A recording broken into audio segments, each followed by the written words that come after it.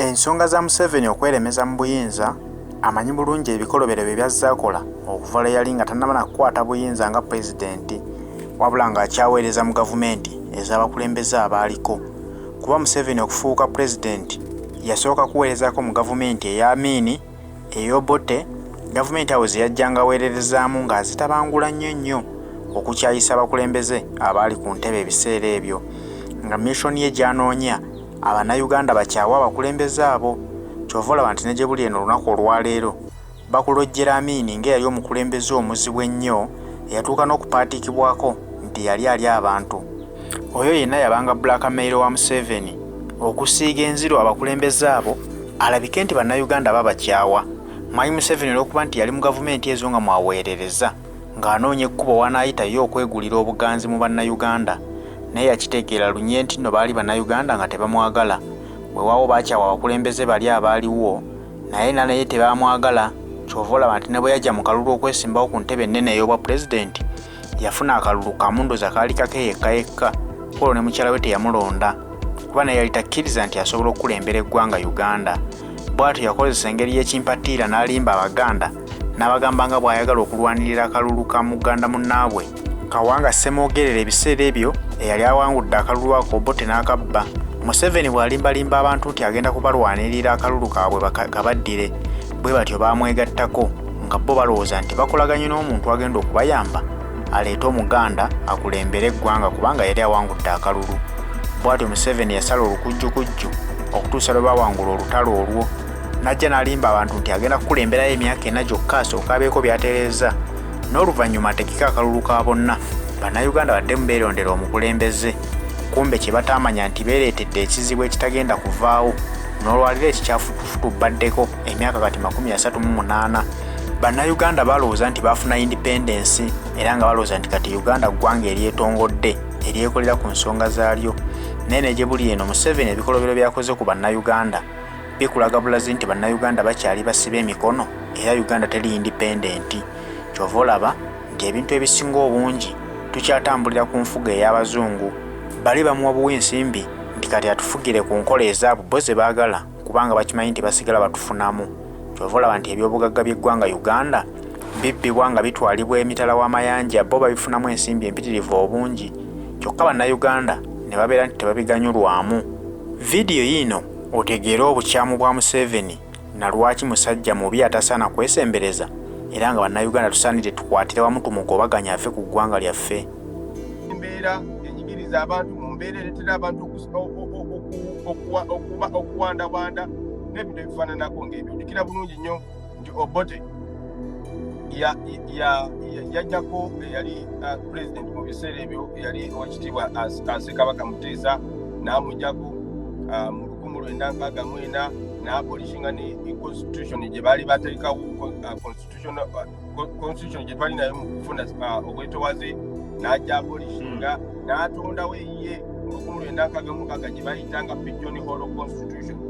Pigeon Hole Constitution ekyagiviirako kugituuma Pigeon Hole Constitution kubanga Obote teyeebuuzako ku muntu yenna yadde palamenti kubanga kimanyi bulungi nnyo Muganda ne deputy essiga lya palamenti oba ne bayita legislature lisiga erivunaganibwa kukola amateeka.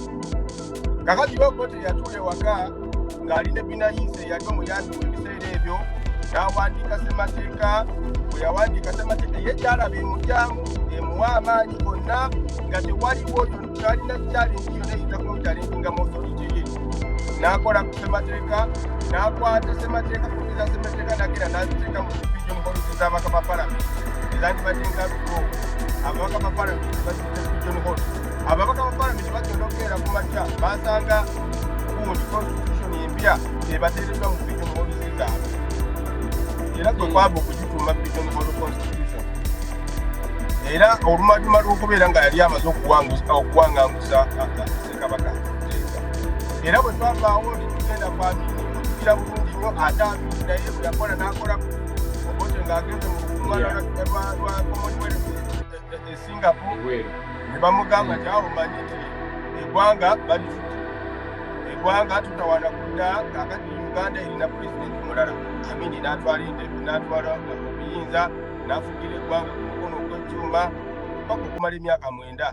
paka ate neero yatuuka n'amambwako mu 1979 awo Museveni nga n'emikwano gyawo bazze ne basobola okubeera nga batandika okulwanyisa Amin. Kakati tugenda okutuuka mu 1980 mu kalulu akategekebwawo Obote ng'akolagana ne Paulo Muwanga ne babba akalulu akandibadde akawangulwa DP. Awo kyekyaviirako bano ba Museveni okugenda mu nsiko ne bagenda ne baleeta olutalo olwakiriiminga obulamu bw'abantu 5,000 n'okusoba miliyoni z'abantu ne badduka ne bava mu mayumba gaabwe ne bava mu maka gaabwe. Kakati kitegeeza nti okuva lwe twafuna independence tetufunangako ku mirembe. Museveni onayo kuba lwe yajja olaba byakoze assa abantu bangi babundabunda, bantu bangi badduse mu ggwanga lyabwe, abaana baffe bali Dubai babasalamu ebitundu byabwe ebyomunda. Kwegamba tetufunangako ku mirembe. So yes, bagiyita independence to appreciate nga bajjajja baffe kubanga bo bakola paati yaabwe balwana ne bajja eggwanga lyabwe mu mikono gy'abafuzi b'amatwale ne balyeddiza ne tugamba kakati eggwanga kati mu mikono gy'Abannayuganda. Naye olwaleero ate Museveni kati ye mufuzi w'amatwale aliwo. Olwaleero Museveni kati ye muzungu aliwo, ye Mungereza aliwo kubanga eggwanga teriri mu mikono gyaffe. Eggwanga liri mu mikono gya Museveni na famire ye. Olwaleero be balina amaanyi, be balina okuyinza, be basalawo esente z'eggwanga zafuuka zaabinga kampuni z'eggwanga zafuuka zaabinga buli kimu kyonna kiri mu ggwanga Museveni ne famire ye bakikiriza era bebakitambuza. Nolwekyo tetufunanga independence eri gye tusobola okwenyumirizamu ne tugamba abannange tujaguze twafuna independence bajjajjaffe twazanya paati yaabwe, naye ffe nga ffe abaliwo ab'omulembe kitukakatako naffe okulwana okusobola okubeera nga tufuna independence gye tulina okubeera nga tufuna, kubanga tetuli independent. Tewaliwo kintu kyonna kiraga nti we are independent. Tewaliwo institution ya gavumenti yonna etambuza emirimu gyayo ng'eri independent.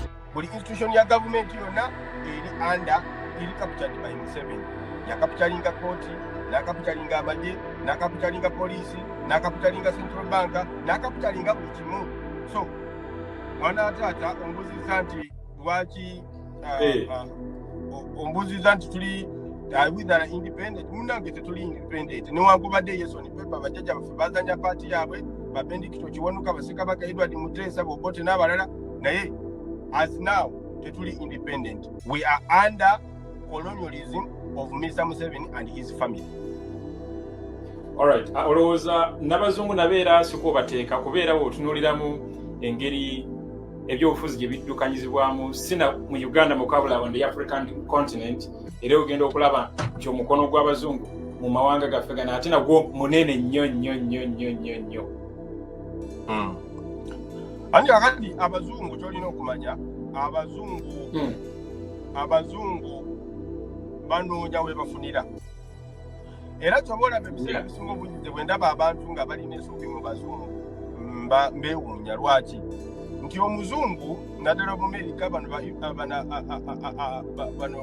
ba European Union n'abalala batunuulira interests zaabwe okusinga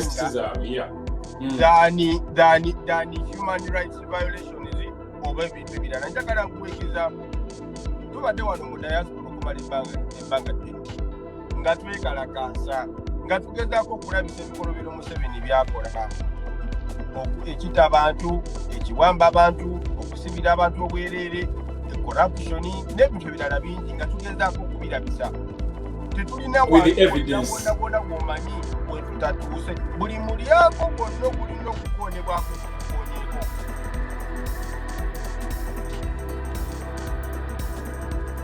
Tugenze ku American Embassy, bakomuledizi baffe abali mu Amerika bagenze ku Senate ne bagenda ne bamitinga ba House of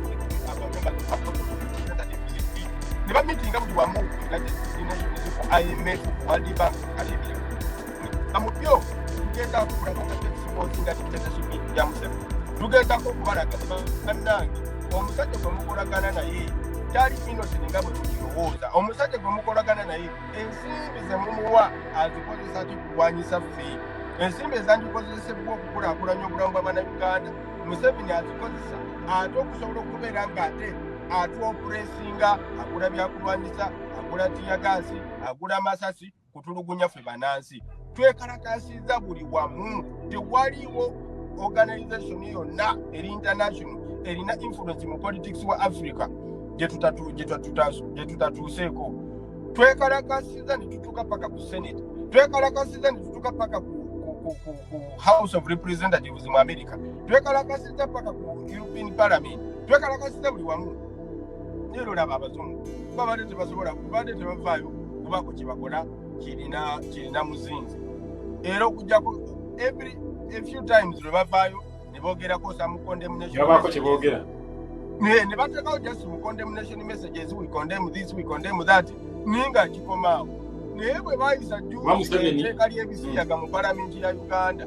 ne bagamba nti kati ebisiyaga babitaddeko punishment, omuntu okukwatibwa ng'oli ebisiyaga ogenda kusibwanga emyaka 2 ate balina kye bayita aggravated homosexuality nti omuntu anakozanga ebisiyaga oba n'arepinga omuntu oba n'amusiga obulwadde oba mu ngeri efaanaganako nga agenda kuba awanikibwa ku kalaba. Abazungu baavaayo within 24 hours. Secretary of State wa America yali amaze okutwitinga within 24 hours. Ono omukyala White House Press Secretary yali amaze okukyogerako. President Biden ng'amaze okukyogerako ng'ali mu kuvumirira etteeka ly'ebisiyaga eryayisibwa mu Uganda. Kakati kyo kikulaga nti abazungu bano human rights wano ezakufinga abanauganda oba Africa tezibakwatako nnyo bosi kyekisinga obakwatako ze interest zaabwe kyekisinga okubeera nga kibakwatako nnyo era awo bavaayo ne bajjayo n'ag'omubuto n'oyobuuza n'ogamba kakati abantu ababadde battibwa enjanigo bosi bantu is that not human rights violations? N'ogamba nti abantu abawambibwa enjanigo bosi bantu is that not human rights violations? Sonobwetu fete tugenda bannayuganda era omulanga gwekubira bannayuganda teriyo omuntu agenda kubajaavu ajaatunde, teriyo omuzungu agenda kuba Bungereza oba mu Amerika okubawo nnyawo fenga abannayuganda guno omusaala gwaffe ffe tulina okugwesitulira. Omuzungu bw'aliba alabye ng'embeera emaze okukwata ng'ekintu kikuteyo ajja kujja atwekateko oluvannyuma. Ekyoto ffe tugenda okusooka okukikuma, tukikume kikwate omuliro, omuzungu ajja kujja aseeseemu buseesa ng'ekyoto ali naye tetumwetaaga naye tumwetaagirawo. Okitegeera tetumwetaaga. Ate Sudan bagenda okujjako Omar el-Bashir basooka kufuna muzungu. Emisiri bagenda okujjako Hosni Mubarak basooka kufuna bazungu. Egambia bagenda okujjako Yahya Jammeh basooka kufuna bazungu. So kitegeeza nti ffe nga ffe Abannayuganda ffe tulina okwerwanira olutalo luno, lutalo lwaffe si lwa muzungu. Omuzungu bw'aliba ayagala okujja okutwegattako it is okay, tetumugoba, naye ffe nga Abannayuganda this is our fight and we must put in 100% effort. We must not expect anybody to come out of somewhere to come and rescue us. Bajjajja baffe balwana ne bajjawo independence, ne bajjawo colonial masters ne tufuna independence. Bataata baffe ne balwana ne bajjawo oppressive regimes ezaaliwo ebiseera ebyo Museveni ze yasinziirangako okulimbalimba Bannayuganda oba ze yasinziirako okugenda okulonkinga olutalo. Naye ng'ate era mu butuufu bataata baffe nabo tobanyenya kubanga Museveni bye yali ayogera ebiseera ebyo bulaba bituufu nti waliwo ekiwamba abantu bakola ebikolobero bigenda maaso. Bataata baffe ne bamutrustinga ne babwegattako ne balwana era ne bajjako gavumenti yokote n'ezamini n'endala. Okiwuliza kakati ffe nga ffe ab'omulembe guno buvunaanyizibwa bwaffe naffe okulwana okujja oppressive regime eriwo eya Mwami Museveni ne bajambula banne.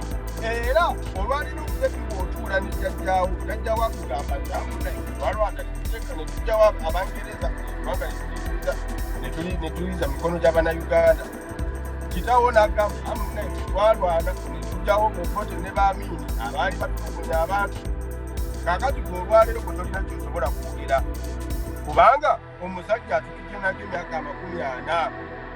Kitegeeza nti gwe bw'otuula ne kitaawo ne jjajjaawo tolina ky'ogamba b'oswala kubanga jjajjaawo balwana gye bateekawo independence bakitaawo ne bagwana ne bajjawo bamini ne bokote abali bakola ebintu nga Museveni byakolwali neffe Museveni tumukoledde ki guno gwe mulembe guliko abantu abasomye ennyo gwe mulembe guliko abantu abagezi gwe mulembe guliko technology gwe mulembe guliko abantu ababuusa obwongo.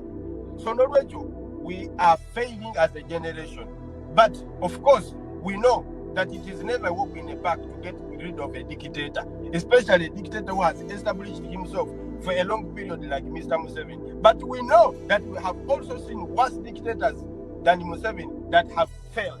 So that gives us courage. Kituwa amani, kituwa obuvumu, kituwa esuubi ne tugamba nti bwetwongera okupushinga, bwetwongera okubeera persistent, bwetwongera okubeera resistant, bwetwongera okubeera resilient ku kituliko, we shall overcome, we shall get rid of Museveni, we shall see one day a Uganda that is free of segregation. We shall see a Uganda that is free of suppression. We shall see a Uganda that is free of human rights violation. We shall see a Uganda that has respect for democracy and rule of law. Ekyo kye tuli mu kulwanirira era kitugenda okubeera nga twakibinga mu ngeri yonna. Tetugenda kulekeraawo kirwanirira, tetugenda kulekeraawo kusobola okubeera nga tudimandinga bitujjamu, tetugenda kulekeraawo paka nga Museveni avuddeko oba n'abaaseko basse oba n'abatulugunyiza batulugunyiza, naye nga mission eri kujjako Museveni mu makubo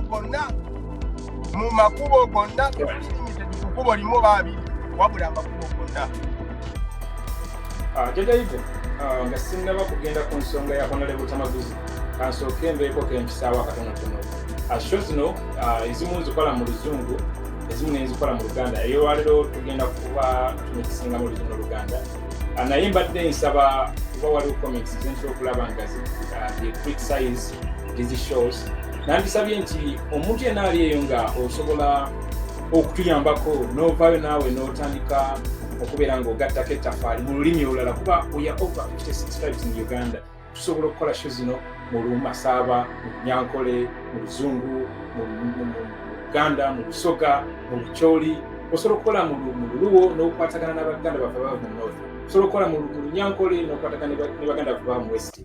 Oli waba akoze show mu Luganda tomuvunaana, wabula kye tuba tukola twekubirize, we step up tubeere nga tuyambako ba comrades bakola omulimu guno, kuba this is just voluntary work.